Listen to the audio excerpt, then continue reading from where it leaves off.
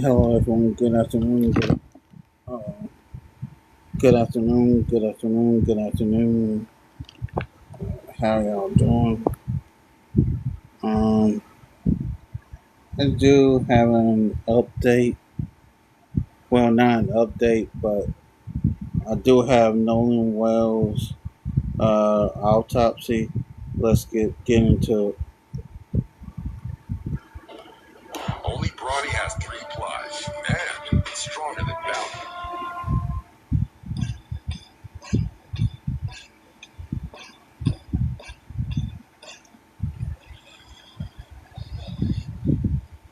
Good morning. My name is Sharon Williams, Senior Vice President of Marketing Communications with the NAACP.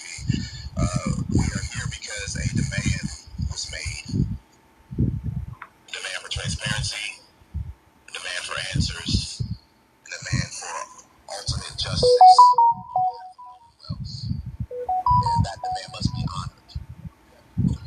For that, we are honored to pause even for a moment to respond accordingly here at our national convention.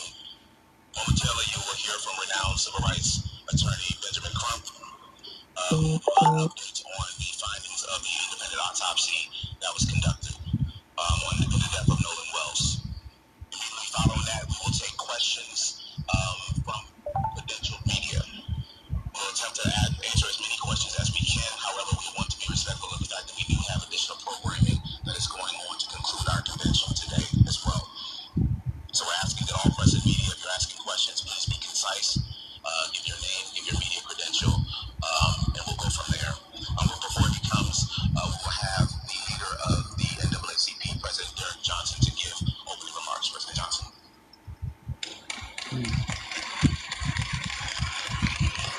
Good morning. Good morning. Far too often our young people are confronted with challenges, and many jurisdictions and states don't take those challenges serious. We cannot allow another individual to go uninvestigated. We have seen this happen over the years, not only in Mississippi but across the country. It's unfortunate that our young people only seek to enjoy life as a result of participating in activities no longer have life. With NAACP, we take this and many other cases serious because every person matters. I want to thank the Mississippi State Conference, particularly Alicia Perriman, for working with the family and supporting the family on their onset. Because it's difficult to lose a loved one, it's even more difficult to navigate a process when all eyes are on you.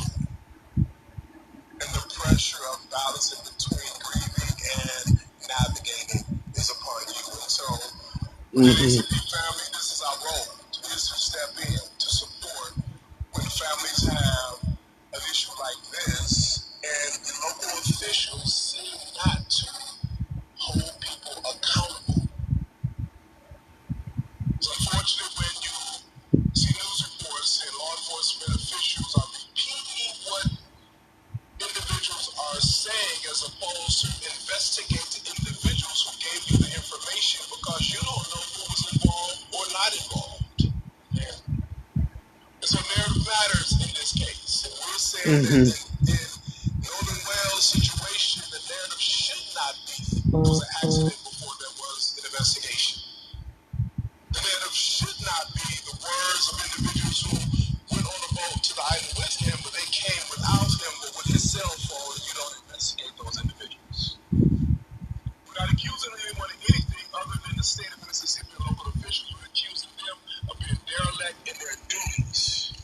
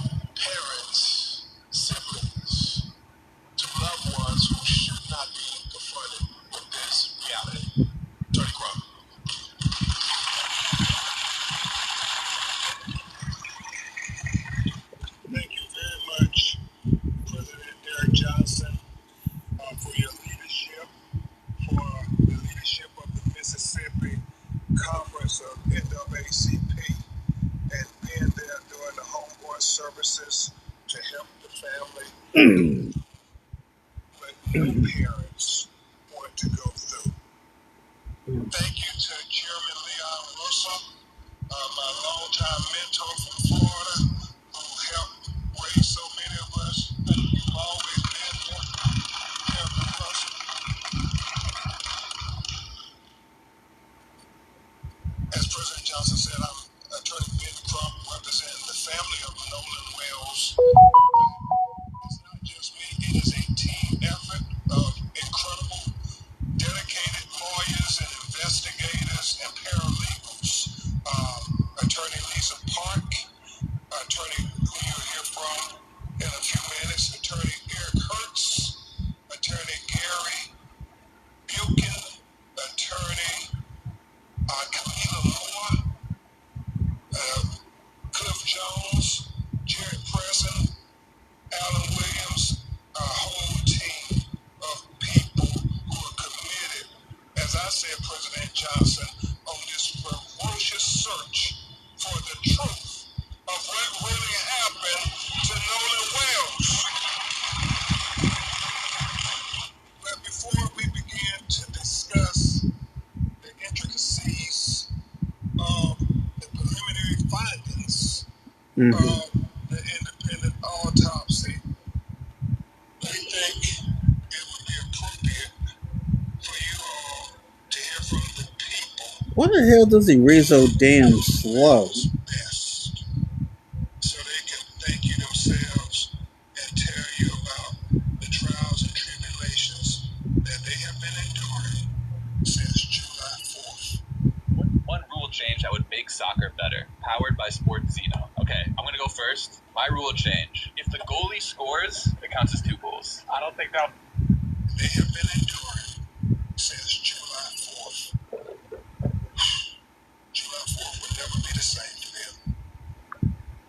I bring you to the podium those of my little father, Christine and Elmore. Please give them a warm NAACP welcome.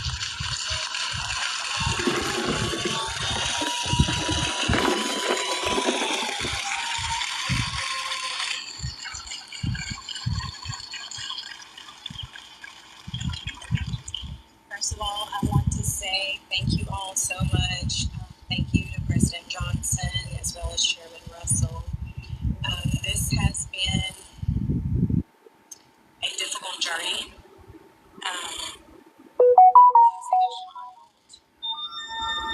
It truly breaks your heart. It is a pain that is just, you can't measure it. Especially someone like Nolan who brought so much joy and light and life to everyone. You don't find too many genuine people like him. So to lose that light at such a young age under these circumstances has been absolutely difficult. Which is why we've gone this route. There's so many people out in the public asking all of these questions, but the only question that we have is what happened to our son. That is the only question. We have consistently been degraded by the public. There's been questions about our parenting, our GoFundMe, this, that, other. I've been called a racist. I am a healthcare provider, and I take my job very seriously. I love everyone. And it's been difficult for us, but we are leaning into our faith, leaning into one another, also leaning into all of you.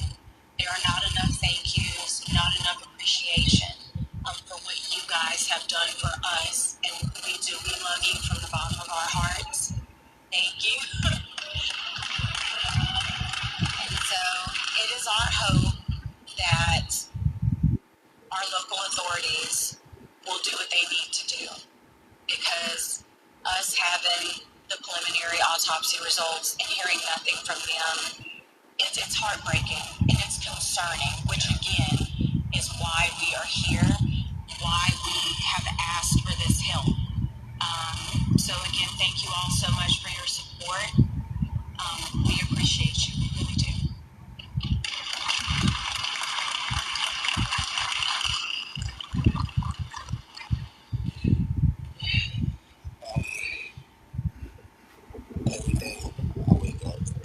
it's a big challenge.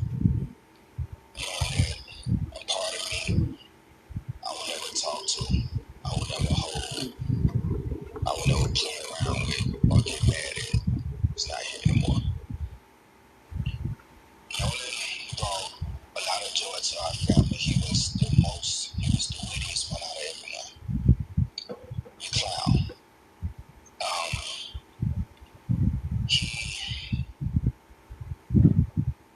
He loved to put in the work because he wanted to be the best. He wanted to make his mother proud, and we were so proud of him just for being the person that he was. He was loving.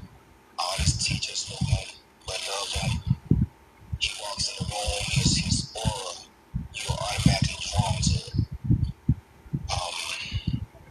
Never met an enemy, and if they would have basically been friends, because they would have basically bond, and it's going to be hard. He should be at football practice right now.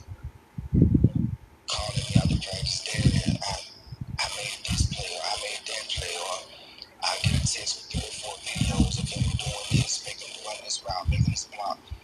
And what you think, what you think I should do? And I will give my honest, because I always tell you, if anyone is going to be totally honest with you, it's going to be me. It's not because I'm being mean, but people outside your family are going to tell you what you want to hear. I'm going to tell you what you need to know to make you better. It's going to be hard for everything from here on out. And like I said, every day is a challenge. We're going to miss our son. And like my wife said, we just want honesty. We want to know what happened to our son, because the things that you're telling us is not the character of our son. We know our son. I understand, our children do things that, that will kind of dumbfound us sometimes, but the things that we're being told, there wasn't no. So please keep us in your prayers, keep them in your prayers, and we're going to keep pushing and fighting until we find answers. Thank you guys for your love and support.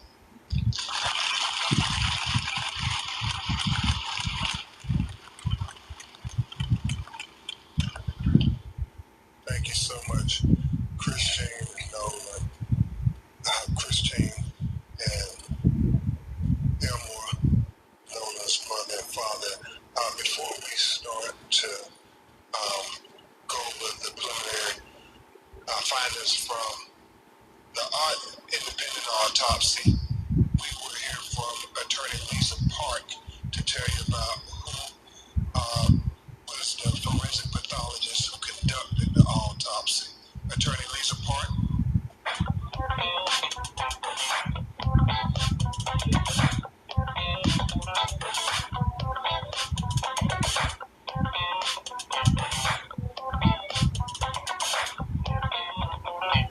I hope this reaches people that are getting surgery on their foot or ankle or whatever. This thing has been an absolute game changer. Absolute game changer.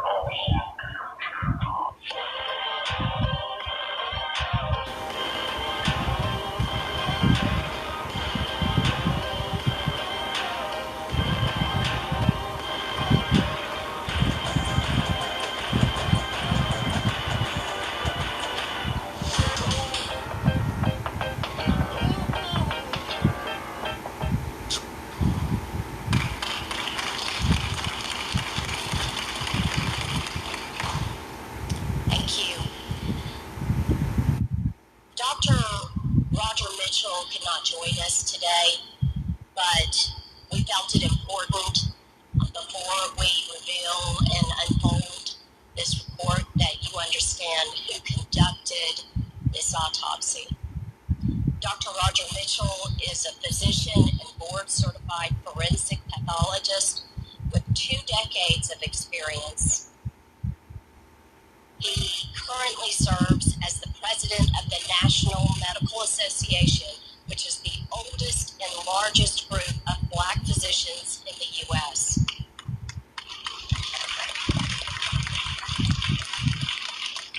Most recently, he also served served as president of Howard University Hospital, chief medical officer of the Howard University Faculty Practice Plan, and chair of the Department of Pathology.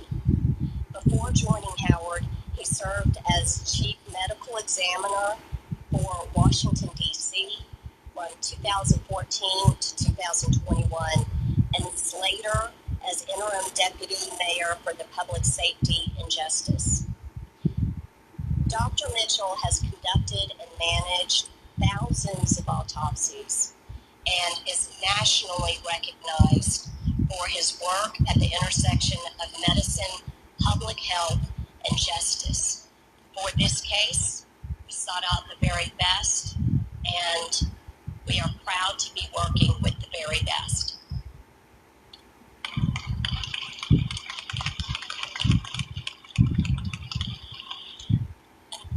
Thank you, Attorney Park. I again want to express our gratitude to President Johnson, Chairman Russell, and the NAACP, because civil rights is more important than ever in the United States of America today. And so we thank you for the civil rights leaders stepping up to say that our children's lives matter now more than ever. And I want to thank all of you for getting up 8 in the morning. People can see how many people are gathered here. They would say, you all are truly blessed to have the support of America, Christine and Elmore.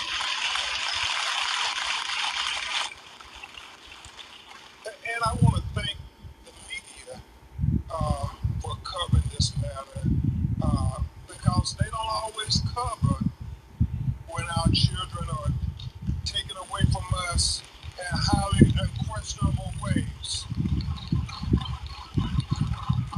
And I do understand there's a lot of news going on in America today. I woke up to them saying LeBron James is going to announce where he's going to play basketball next year. But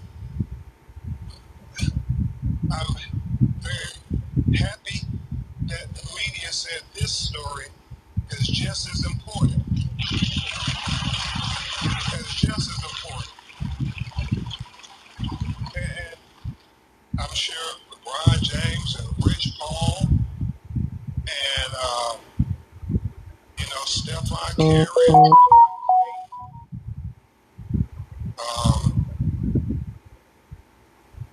Jaylen Brown, Embiid, Maxey, Giannis, Bam,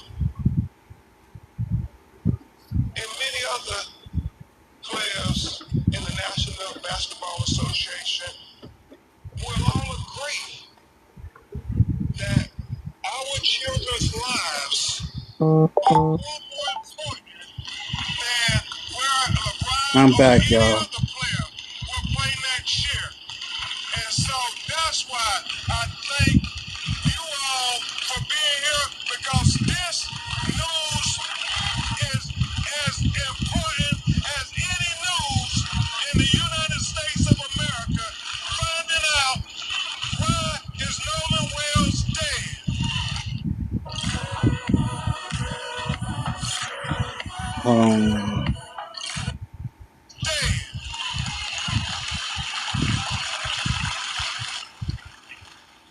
Dead. And I want to thank you all who have called the call center. I want to thank Reverend Al Sharpton.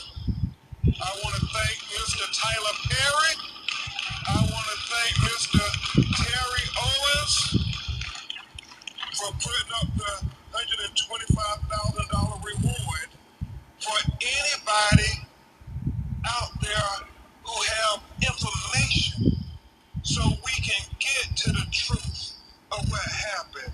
I mean, any videos, and we've gotten so many videos, President Johnson, from that day from young people, and we want them to have the courage to come forward with the pictures, with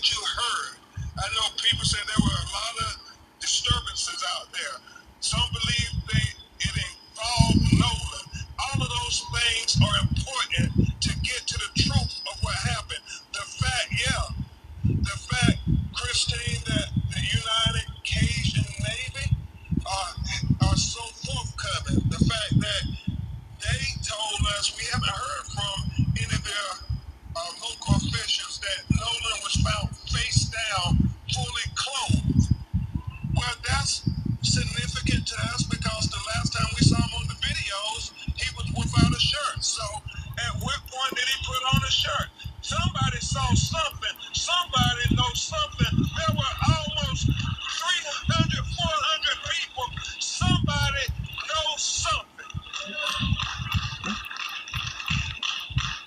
So, Scott X, we're trying to just make sure people understand that you can call the Nolan Wells tip line at bencrump.com. We will gladly listen to you, take any information as we try to put together this puzzle of what happened to Nolan Wells. And today, we're going to add some more parts to this puzzle because my legal team and I, we stand for truth, no matter who it implicates or who it exonerates. We stand for justice, no matter who it convicts or it acquits. Yeah, and we stand for transparency because we got eyes that can see, and we don't need government officials having to narrate it for you and me. We can see it for ourselves. Transparency. That leads to the truth. The truth is the foundation for accountability and justice. And that's all we're seeking, as Christina Elmore said from day one. So with that, and Christina Elmore, if you all want to say it, we're about to go through this autopsy. I know it may be a little emotional. Thank you, Brett.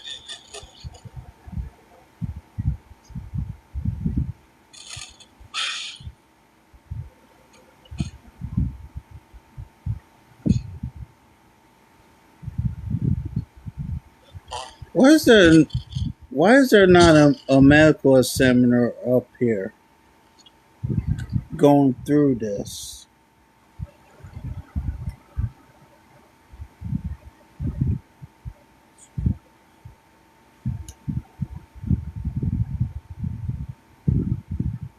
As we begin to present the preliminary findings of the autopsy, we want to especially thank Mr. Colin Kaepernick for not thinking it robbery to pay for the autopsy.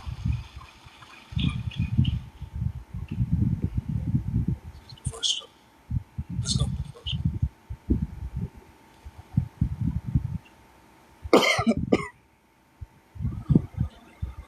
So,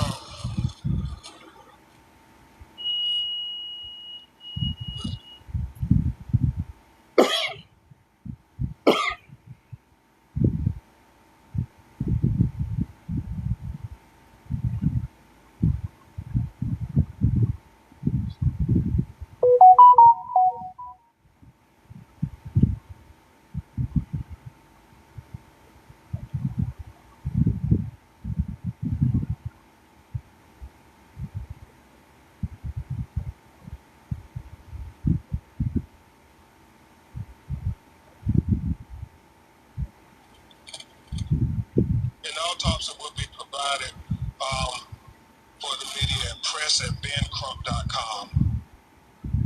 And so, Mr. Jones, keep that. I don't need this.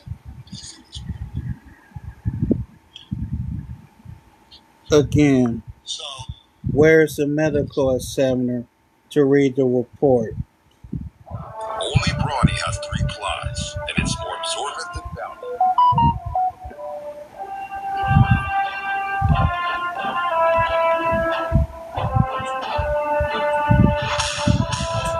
You earned the title Marine through sweat, blood, and sacrifice. An unfair discharge status doesn't just block your benefits, it attacks your identity. It's a shadow over your service that says you didn't finish the job. But that paperwork, it's a mistake that needs to be corrected. So,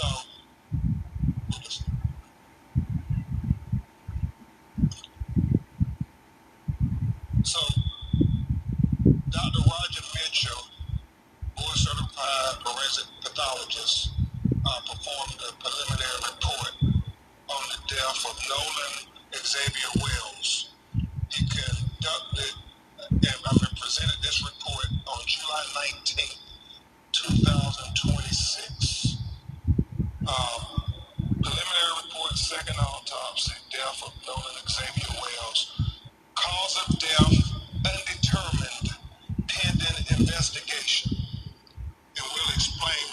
I as we figured it was go gonna say to undetermined. the report this I morning. figured it was The gonna say manner of that. death, undetermined pending investigation. Statement of examination. This forensic pathologist was retained to perform a second autopsy examination on the body of Nolan Xavier Wells.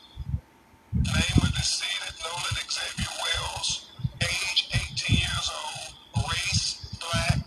Gender male. Date of death unknown. Second autopsy date was performed July 10th, 2026. Preliminary findings. And this is significant. Focal area of red discoloration in the soft tissue of the back of the head, the occipital region. He said the etiology is unknown at this time. It's He ideology, said the body was dumbass. received after the initial autopsy. He said the body had marked decompensation.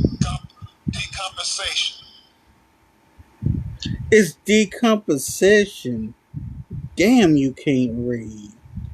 You can't read for shit. He said corona incision of the scalp, brain removal, Y-shaped incision of the anterior torso. Hold on, I got pauses. I got pauses. Again, why didn't Ben Crump have a medical examiner read this instead of him reading this himself? Cause he sounds illiterate as hell.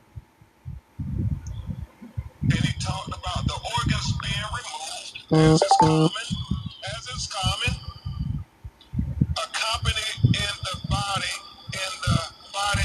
cavity. And that when you have an autopsy, the organs are removed from the body and they're dissected and examined. And then they're put back in a bag within inside the body. So when they're buried, their remains will all be with them. But in this occasion, if there's going to be a second autopsy, then the organs Why are is he put reading in so the body damn cavity. slow, So bro? the second pathologist could be able to examine the organs as well. Very significant for Dr. Mitchell was that the anterior inner neck structures were absent, not received with the body. And we'll explain that in just a minute. He is reading so slow. And then it talks about the additional procedures performed during the second autopsy. And we'll go into the paragraphs on that there because he explains it better in his narrative. So where's the first page of the discussion? Not the diagram yet. Diagram over there.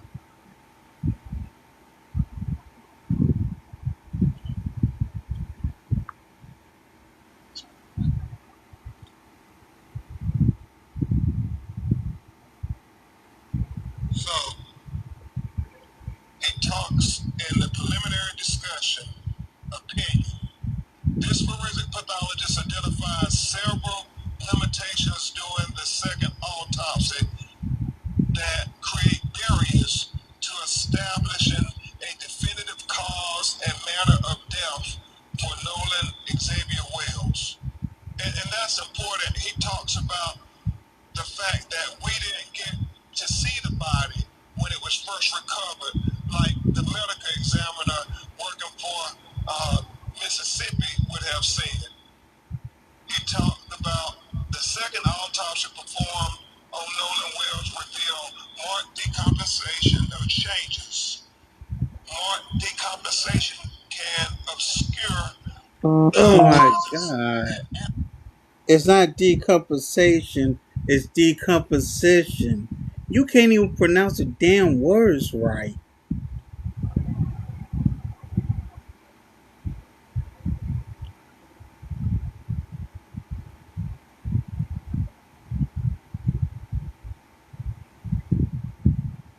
Lord. So bruising on the skin surfaced, especially during a second autopsy examination. What he's saying, because the body was so decomposed that you couldn't tell if there was bruises or abrasions on the body when he received it. And the word you're looking for is abrasions, not abrasions.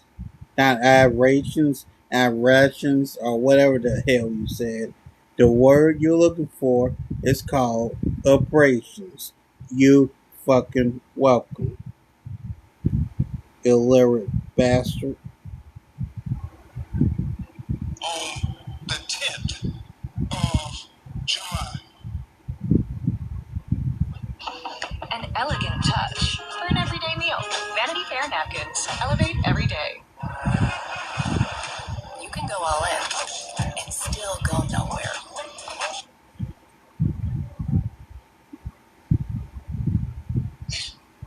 For these reasons, additional dissection procedures not performed during the first autopsy examination were performed to rule out potential blunt force injuries responsible for the death.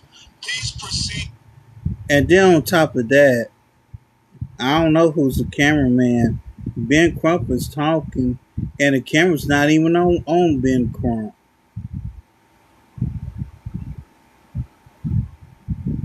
Is included facial dissection, posterior head and neck dissection, dissection of the ribs, the pelvic, dissection of the subcutaneous. Oh, this is getting so hard for me to watch. He cannot read for shit. It's fucking embarrassing. And deep soft tissue dissection of the back, the buttocks, the arms, and legs. He did all of this to rule out things. He ruled out there were no fractures or deep tissue injuries identified. This was very important because he wanted to be very thorough and very transparent, because transparency is the key to getting to the answers of why Nolan Wells is. I did not know that Ben Crump was this damn bad at reading. At reading and talking. This is sad. Not with us. So he did that there and was very straightforward, very open, very open. He says, however, dissection of the back of the head during the layered posterior neck dissection. Oh, this is so bad.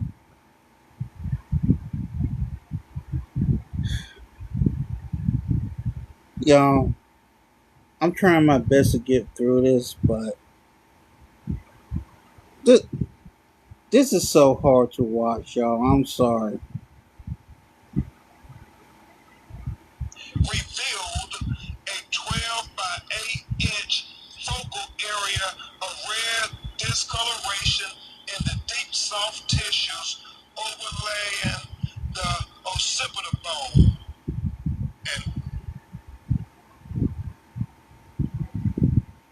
he talked about how he found red discoloration when he cut open into the back of his head towards the occipital bone, and he saw the red discoloration, and we actually saw This the is pictures so of it. It's bad. significant.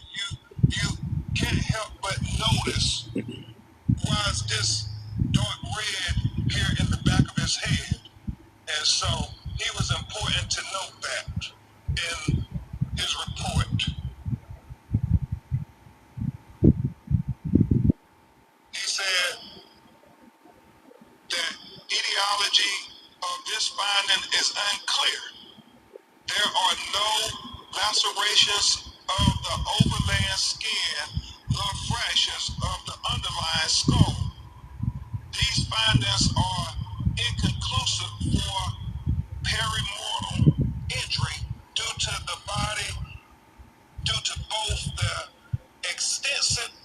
position and the absence of associated injuries. This finding, however, is significant enough to be highlighted in this preliminary report for further investigation. It is important to reiterate that the finding could not have been observed in the first autopsy because the posterior head and neck dissection were not performed. Mm-hmm. He said another limitation faced by this forensic pathologist was the absence of the anterior internal neck structures, the trachea and the laryngeal cartilage, the thyroid, horn, and the hyoid bone were not received with the body. So he's saying that the throat was not received with the body when Okay, now he that got sounds Nolan weird. Will's body in Washington, D.C. to perform the second autopsy. And so let's discuss that with what he said about that. He said, it is assumed that the initial pathologist retained these structures for additional evaluation. He said the retention of the anterior neck structures during an initial autopsy is a common forensic pathology practice. He was chief medical examiner for 7 years in Washington, D.C., and he said that if they had concern about throat or any fracture or compression of the throat, they too would hold them back. He doesn't know why they held the throat back, but he said the throat was not with the body of Nolan Wells when he received it in Washington, D.C. to perform the second autopsy. He said, nevertheless, a posterior neck dissection performed without review of the anterior neck structures is incomplete. Therefore, this pathologist cannot rule out injury to the neck as a contributor or a cause of death. He said he would need to have the medical examiner in Mississippi allow him to review the throat. That's why he said his autopsy is undetermined pending investigation. Remember, it's about transparency.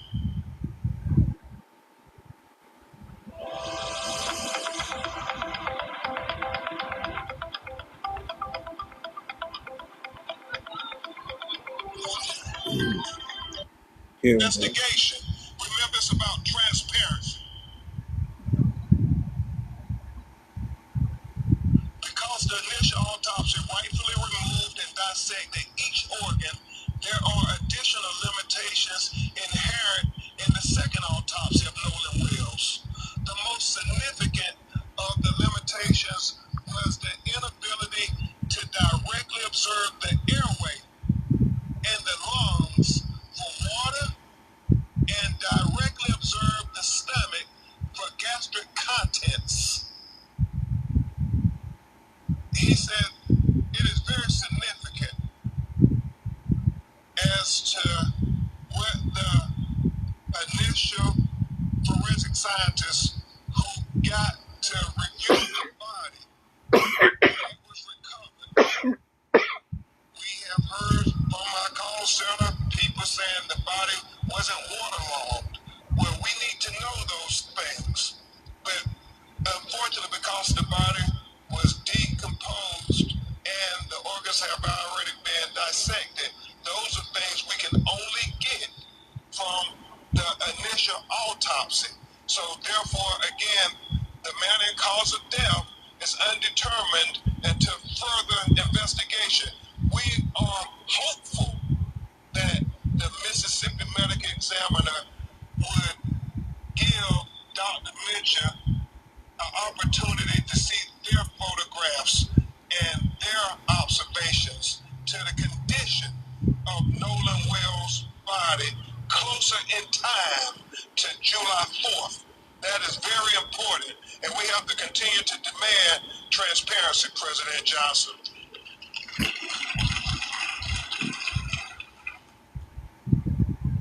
In addition, the original toxicology results have not been received at the time of this report, and we continue to wait for the toxicology to come back, because again, that would be part of the investigation into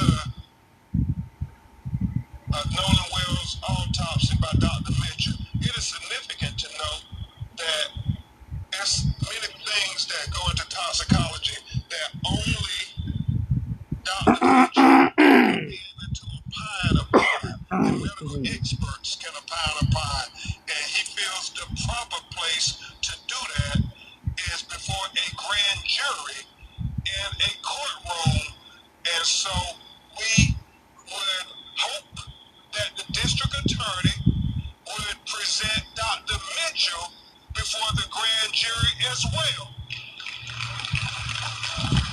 We want all relevant information to be heard by the grand jury. Lastly, in cases where a death has occurred in or around a body of water, this is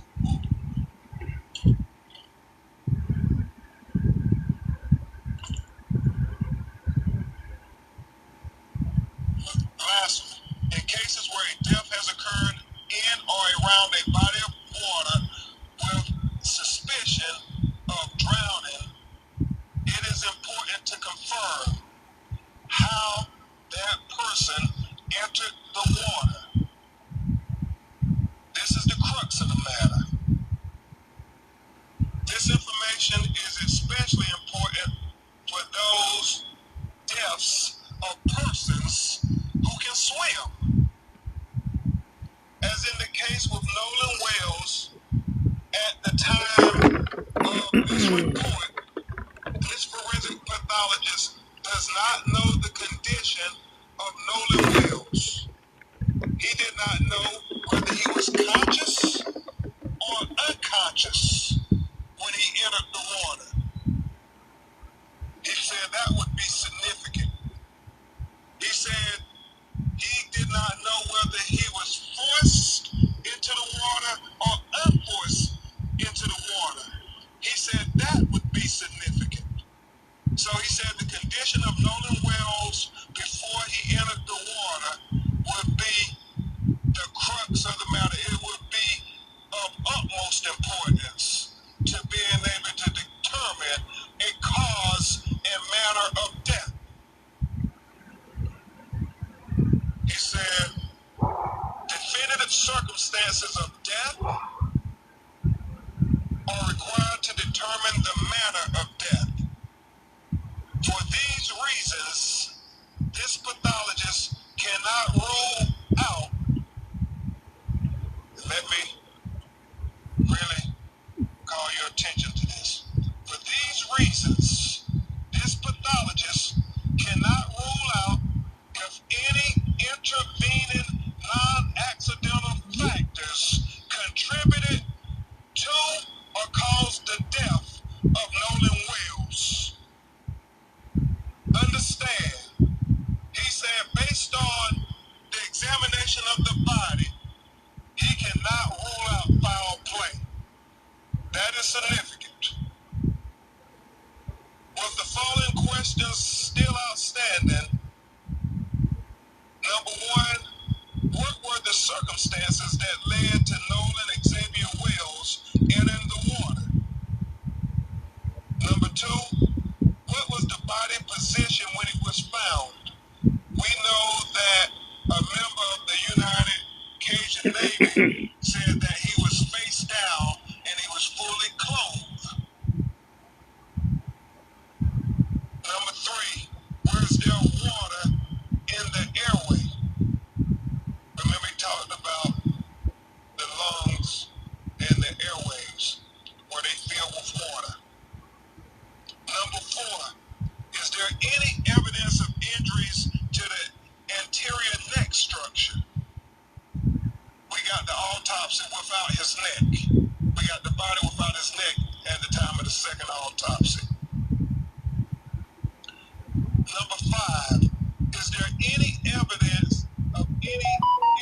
radio. He said that is going to be very significant. Things that he could not observe at autopsy that the initial medical examiner would have been able to observe. Number 6 was the composition of what was the composition of the stomach contents. He talks about that being important because when was he found? How long had he been in the water?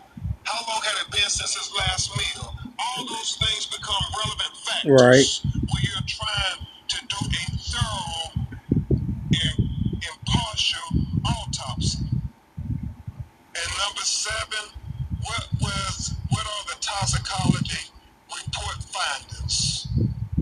He said the best classification again for the cause and manner of death for Nolan Xavier Wells is undetermined pending investigation. This forensic pathologist reserves the right to review and incorporate additional forensic pathology information into his opinion as it becomes available. He says the above opinions are expressed to a reasonable degree of medical certainty. Dr. Roger A. Mitchell, July 19, 2026.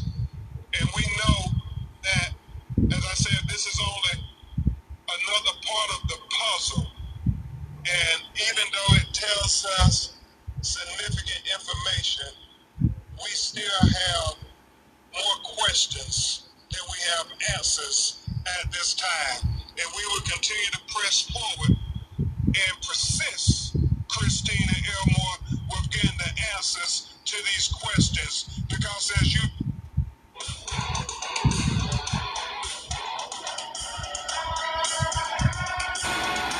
strangers would stop and ask me, "Hey, Oprah, have you read The Old Golden? It's your kind of book." These questions, because as you, yes, we will persist, because as Christine and Elmore and Attorney Parker and I talked this morning, we know that there are so many conflicting stories.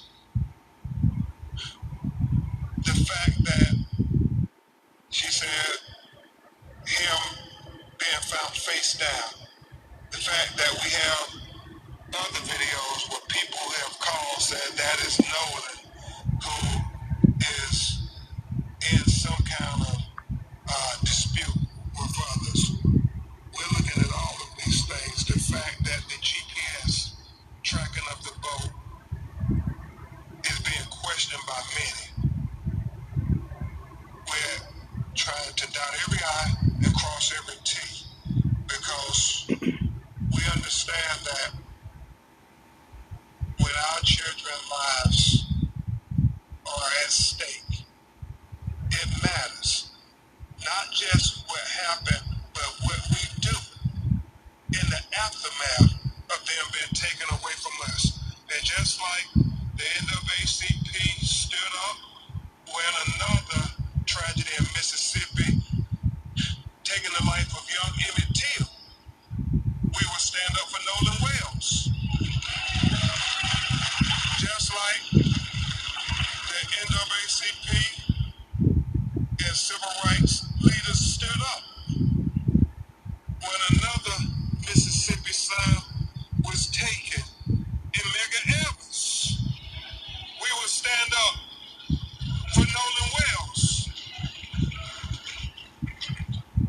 And just like too many of our young people, Trayvon Martin, Michael Brown, Breonna Taylor, Ahmaud Arbery, Botham Jean,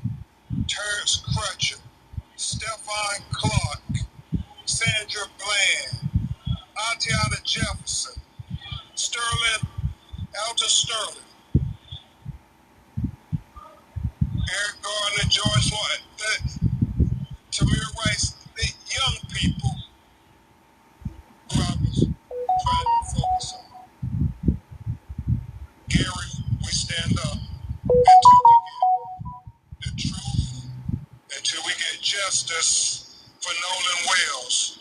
Justice for Nolan Wells. Justice for Nolan Wells. Justice for Nolan Wells. Justice for Nolan Wells. Justice for Nolan Wells.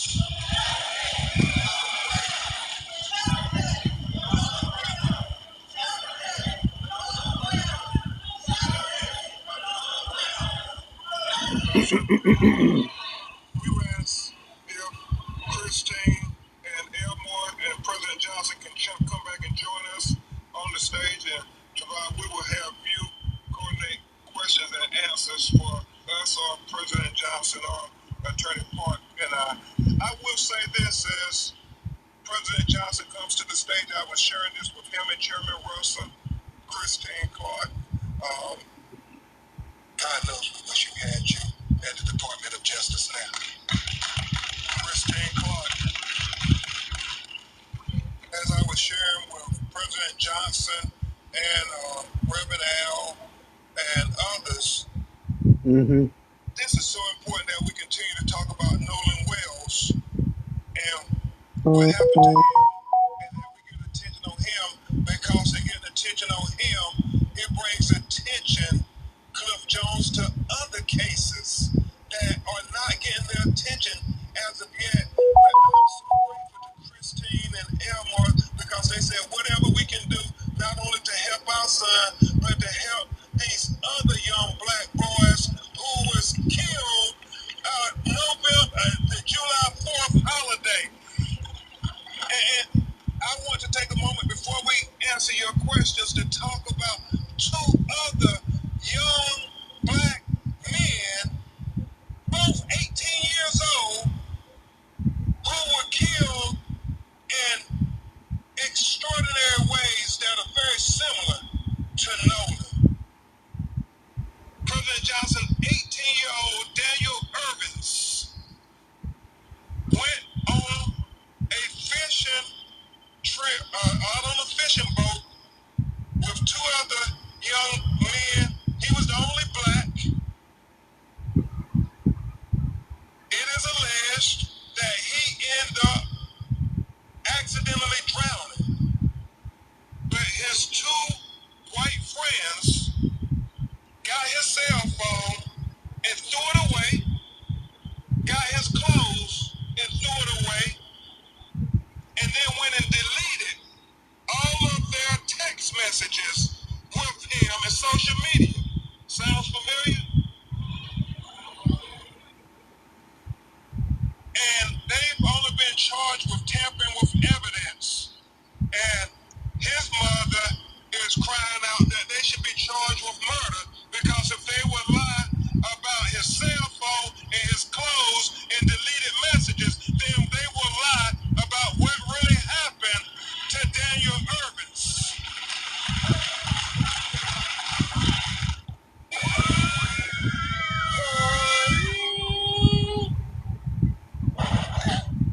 Brawny 3-ply? Only Brawny has 3 plies, and it's stronger than Bounty. Some of the strongest. I found a place. It's like the store, it just continues. I hear footsteps.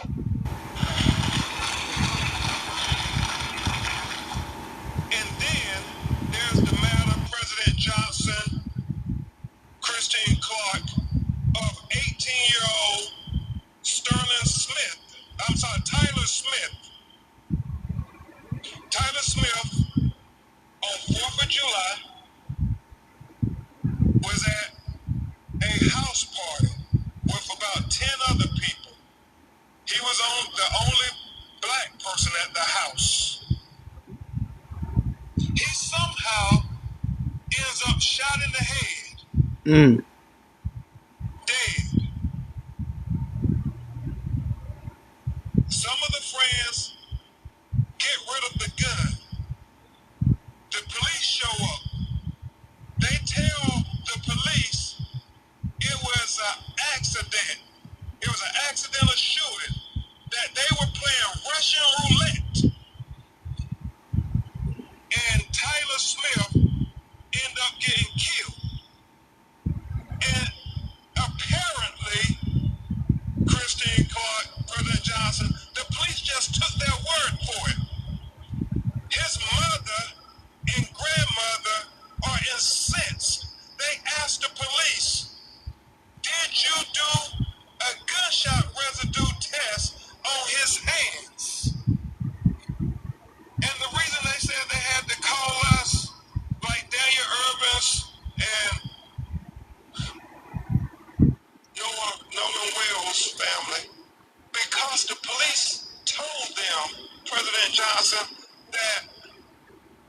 no need to do gunshot residue on his hands or any of the other people in the house because I don't understand this logic. But they said if they were playing Russian roulette, then all of them will have gunshot residue on their hands. So we don't need to do gunshot residue tests. It makes no sense whatsoever. So they are taking the word of these 10 people that your son just killed himself.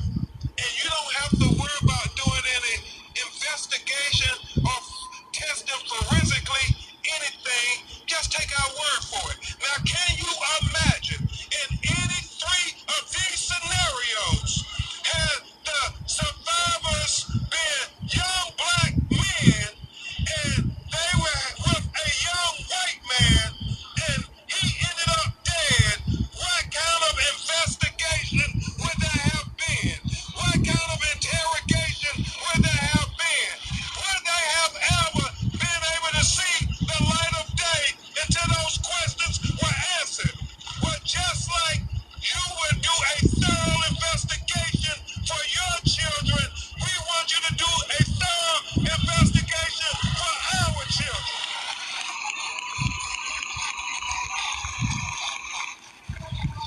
We don't want anything special. We just want equal justice. Equal justice. And so with that, I'll turn it over to Trevon to lead us in the final section. Well, a few questions. We have my colleagues on either side with microphones. Please announce your name and your media outlet if you have any questions. We're going to be quick because we have other programming going on. Okay, I'm just going to end it here. Basically, they really didn't give us nothing much. And Ben Crump cannot read to save his fucking life. The end.